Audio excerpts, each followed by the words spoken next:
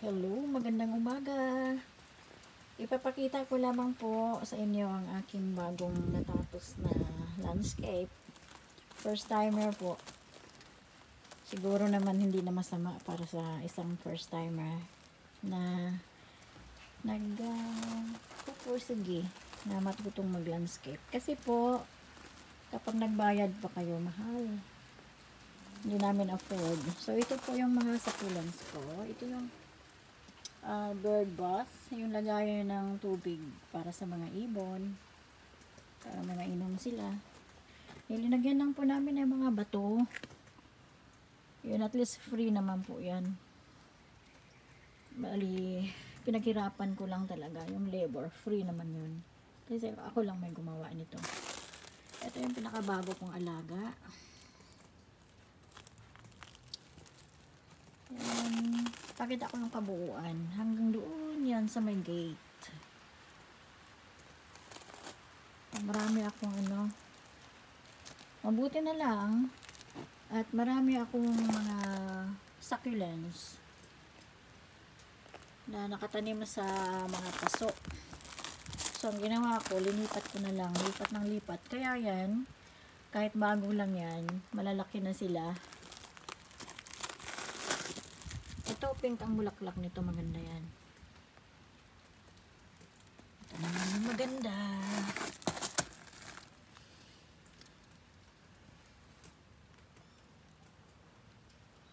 Ito rin maganda.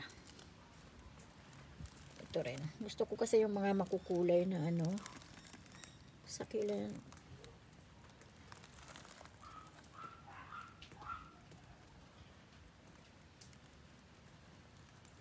Ito, pula. At saka pink. Ito ang pinakagusto kong kulay. Ang ganda, no? Ganda. Diyan naman saan? Ay, napigtal. Yung aking hanging plant. Ayan pa. Ito naman po yung malaking punong kahoy na pinutol na. Ayan, linagyan ko rin ng mga hanging plants. Dito naman sa ibaba, linagyan ko ng Vietnam rose. Lamig. Umuulan po dito.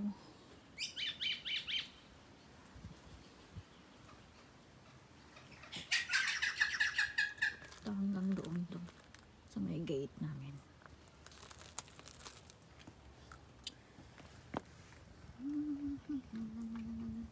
Ito pa, isang magkulay na pula. Brown, pula. Ito iba rin ang kulay niyan.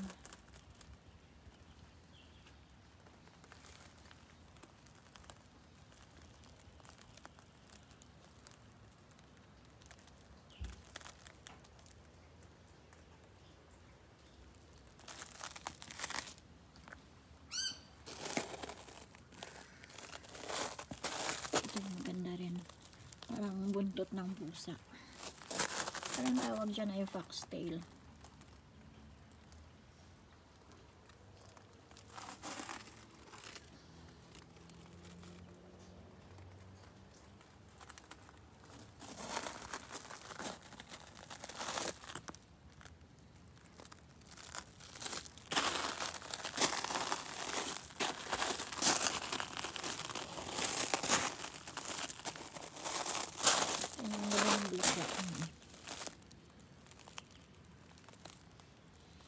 Ito naman, kaiba rin ang bulaklak. Lahat po ito namumulaklak. Hindi nga lang sabay-sabay. Ito naman yung aking mga puti. Namumulaklak na yung isa kong cactus. Ito malapit na rin. Ito malapit na rin.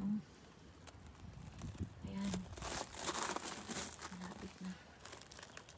Hindi ko lang alam kung ito ay namumulaklak din.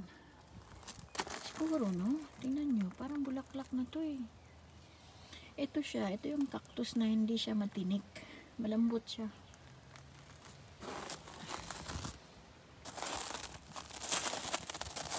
Ito naman itong rose cabbage. Ano, matibay.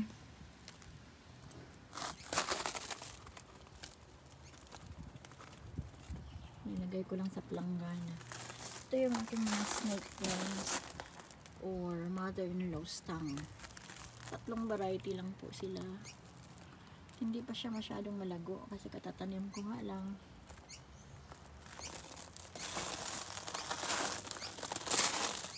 Ito naman mulaklak ito ng kulay dilaw. Ito pag nakadilag sa araw ito ng matagal naging pink. Yung kinain ng snail. Kailangan ko nang linisin ito. Ang daming dami. Ito linipat ko dito. Gumanda siya. Kumapal. Ito naman yung aking mga ang tawag dito. Nakalimutan ko pangalan. Sorry. Hindi ko na tandaan pangalan. Maraming variety nito eh. May spotted na purple. May pink. Ito.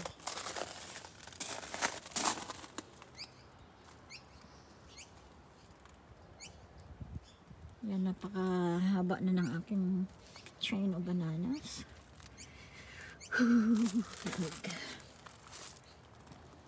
Ito po siya. Hanggang doon. At least, libre lang ito kahit pangit ito. Dahil gawa ko, maganda na rin. Ako lang gumawa nito ang landscape ko. Dito naman sa gilid ng bahay namin. Ang purpose lang naman nito, kaya linagyan ko ng mga bato na ganito para huwag nang tumubo yung mga damo. At saka katulad ngayon, umuulan, ayan, hindi siya maputik. Yan, mga roses ko na yan, medyo may sakit sila. Ayan, nagkaka-spots na maitim. Lamig-lamig. Ito ang mga roses ko. Hopefully, itong aking mga gumamela o hibiscus, magkakaroon na rin sila ng dahon sa wakas. Ayun. Nung nakaraan kasing winter po, naglaglagan yung dahon nila. Ito. Magkakaroon na rin yan ng dahon. Ito yung aking mga gardenia. Mga succulents ko. Patagilid po ito ng bahay sa bandang harapan. Ito, magiging kahoy ito, pero ayaw ko palakihin yan. Gusto ko tumaas na mga 2 meters. Akin na itong puputulin. Hanggang 2 meters lang siya. Puputulan ko talaga ng mga sanga-sanga. Ang gusto ko lang yan yung shade. Ito naman yung mga roses ko din na tatanim ko lang din. Ito, linagyan ko rin ng mga bato-bato. Ito, magandang bulaklak nito. Ayan, mabuti naman at maraming mga buds. Ito, marami ng bulaklak. Gusto ko mag-spread itong ganyan. Ganyan. Kaya ganyan ang distansya niyan. Kapag ito yung nag-spread hanggang dyan, magpapang-abot sila. Pero hindi bali, trim ko na lang. Sana po nagustuhan ninyo.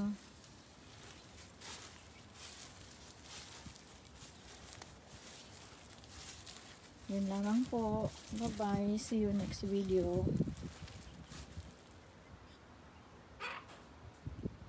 Have a nice day. Bye!